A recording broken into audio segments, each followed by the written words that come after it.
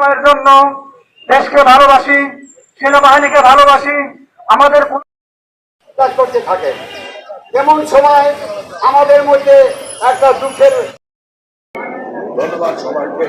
এবার আপনাদের সামনে আমাদের ডাক্তার লতিফ সাহেব বক্তব্য দেবেন এবং এই বক্তব্যের পরে আমাদের আজকে এই অবস্থান কর্মসূচি সমাপ্ত ঘোষণা করা হবে। ধন্যবাদ সবাইকে। এবার আপনাদের সামনে বক্তব্য দিচ্ছেন ডাক্তার লতিফ। প্রধান উপদেষ্টার দৃষ্টি আকর্ষণ করছি যে আমাদের এই যে নতুন যে ডিজি হেলথের আমাদের নাম দিয়ে এই স্বাধীনতায় যে ছাত্র জনতা মারা গেছে এই রক্তের দাগ না শুকাতেই আমরা আজকে অত্যন্ত শুরু করছি। আমরা আবার তাদের রক্তের উপর দিয়ে এসেই আমরা আবার প্রতিবাদ জানাচ্ছি।